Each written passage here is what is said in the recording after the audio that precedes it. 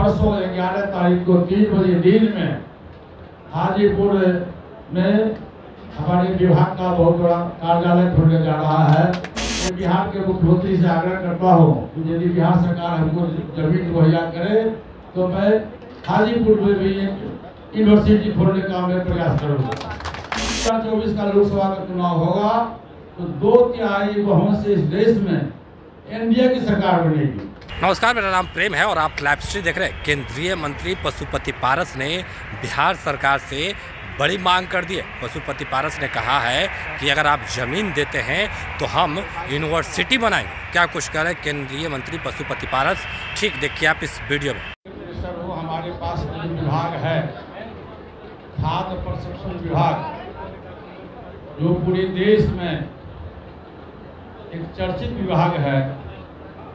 और आप लोग देखे होइएगा कि आज से 15 दिन पहले दुबई में एक सम्मेलन हुआ था जिसमें 125 देश के प्रतिनिधियों ने भाग लिया। फिर 3 नवंबर से लेकर 5 नवंबर 2023 तक 3 नवंबर से 5 नवंबर तक प्रगति मैदान दिल्ली में मिलेट्स का आयोजन किया गया है। इसमें हमारी विभाग का हम लोग का आग्रह है, माननीय प्रधानमंत्री जी से मैंने आग्रह किया है कि उसमें आकर के अपना कुछ समय में महामहिम राष्ट्रपति महोदया से भी आग्रह किया गया है कि वो आज, और मुझको काफ़ी उम्मीद है देश के लोकप्रिय प्रधानमंत्री श्री नरेंद्र मोदी जी और भारत सरकार के महामहिम राष्ट्रपति श्री द्रौपदी मुर्मू जी जरूर उसे मिलेट्स आयोजन में सम्मिलित होंगे। पूरे विश्व के स्तर पर यह बनाया गया है। दूसरा आप देखिएगा कि हमारा जो विभाग है इसमें 2 यूनिवर्सिटी है, 2 विश्वविद्यालय, एक हरियाणा में सोनीपत में है, दूसरा तमिलनाडु कुंडी में है। और आपको इस बात की जानकारी होगी, बहुत खुशी होगी कि परसों 11 तारीख को 3 बजे दिन में हाजीपुर में हमारे विभाग का बहुत बड़ा कार्यालय खुलने जा रहा है, जिसमें ट्रेनिंग सेंटर खोला जाएगा। और चूंकि बिहार में हमारी सरकार रही है, फिर भी मैं बिहार के मुख्यमंत्री से आग्रह करता हूँ कि यदि बिहार सरकार हमको जमीन मुहैया करे तो मैं हाजीपुर में भी एक यूनिवर्सिटी खोलने का मैं प्रयास करूँगा। साथियों, देखे होइएगा कि G20 जो G20 देश के लिए महत्वपूर्ण है, हिंदुस्तान के लिए महत्वपूर्ण है, उसकी अध्यक्षता मैंने चंडीगढ़ में की पहली बार। और पूरे देश में G20 का चल रहा मामला और पूरे देश में इस तरह की बात है। हमारे विभाग में काफ़ी जैसे फूड प्रोसेसिंग में जो भी चीज़ है, कोल्ड स्टोरेज है और तरह का है, मेगा फूड पार्क है, मिनी फूड पार्क है, इसकी संख्या दिन प्रतिदिन बजट में बढ़ा है। और बिहार में भी हम लोगों ने इसकी शुरुआत की है। और पूरे देश में यदि आप देखेंगे तो 9 लाख लोगों को हमने रोजगार दिया है। और काफ़ी संख्या में बिहार में काफ़ी संख्या में लोग ये खोल रहे हैं। दूसरी बात है कि 2024 आगामी 2024 में लोकसभा का चुनाव होने वाला है।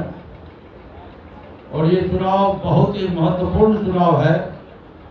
और इस चुनाव में और खास करके बिहार में मैं पूरी ईमानदारी से आपको बतलाना चाहता हूं कि बिहार में एनडीए गठबंधन की सरकार जो पूरे देश में है, और माननीय प्रधानमंत्री जी इस संबंध में आपको ही मालूम है कि पूरे विश्व का जो सर्वे हुआ है, उस सर्वे में पूरे विश्व के स्तर पर सर्वमान्य नेता के रूप में परम आदरणीय नरेंद्र मोदी जी का नाम आया है, 1 नंबर में आया है।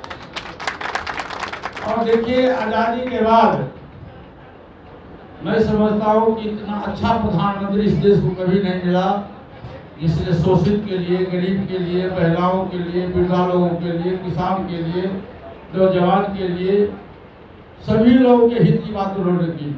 इवन यहाँ तक कि जो गरीब लोग हैं, जो बीपीएल सूची के अंदर है, उनके इलाज के लिए उन्होंने 5 लाख रुपया की राशि की स्वीकृति दी है। इस देश में 81 करोड़ लोगों को मुफ्त राशन दिया जा रहा है। 31 दिसंबर 2023 तक 81 करोड़ लोगों को मुफ्त राशन कार्ड दिया जाएगा। One nation one ration card की व्यवस्था की गई है। उसी तरह से किसान को सब्सिडी दिया जा रहा है, मेडिकल कॉलेजेज और इंजीनियरिंग कॉलेजेज खोला जा रहा है, और रोड, सड़क, बिजली की तो व्यवस्था भारत सरकार में आप देखे होइएगा कि पूरे देश में कभी ऐसा नहीं हुआ था। कहने का ये कि प्रधानमंत्री जी की सोच गरीबों के प्रति है।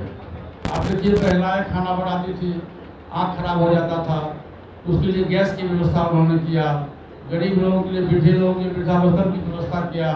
इस ढंग से ये अपने देश, जो विदेश का नीति है, खासकर विदेश का जो नीति है, ऐसा कभी भी हिंदुस्तान के प्रधानमंत्री के द्वारा नहीं हुआ था। अभी विदेश में हिंदुस्तान का नाम चरम स्थान पर है।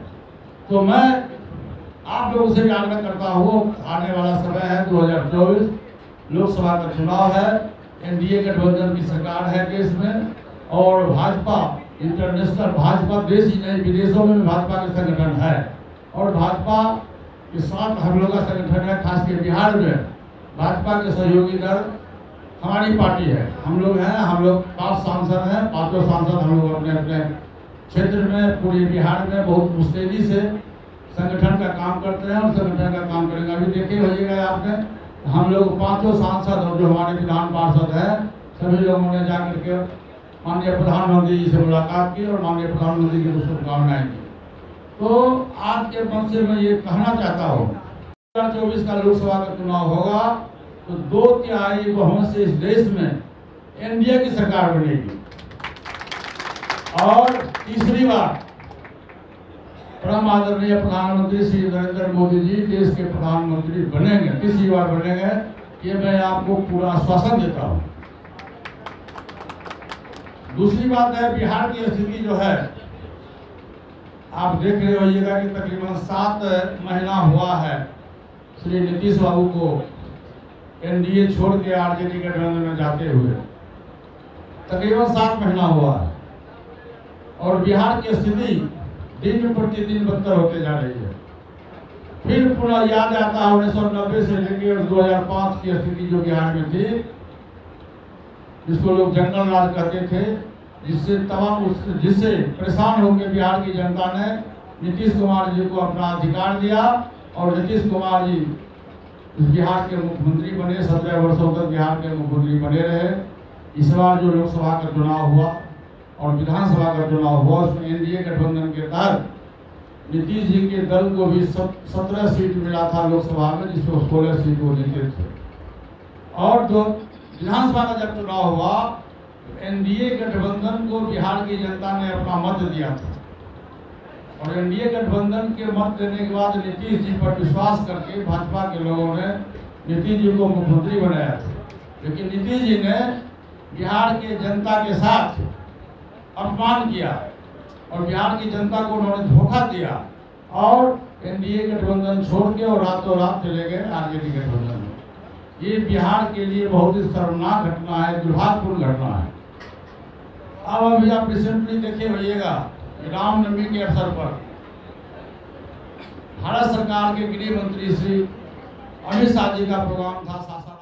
तो अभी आप केंद्रीय मंत्री पशुपति पारस को सुन रहे थे। उनका साफ तौर पे कहना है कि अगर बिहार सरकार ज़मीन देती है तो वो यूनिवर्सिटी बनाने के काम करेंगे। उतना ही नहीं, लोकसभा का चुनाव भी है, तो पशुपति पारस ने साफ कह दिया है कि फिर से प्रधानमंत्री नरेंद्र मोदी तीसरी बार प्रधानमंत्री का शपथ लेंगे और 2/3 बहुमत से भी जीत कराएंगे। क्या कुछ कर रहे थे केंद्रीय मंत्री पशुपति पारस, वो आपने सुना। बाकी की तमाम खबरों के लिए बने रहे लाइव सिटी के साथ। धन्यवाद।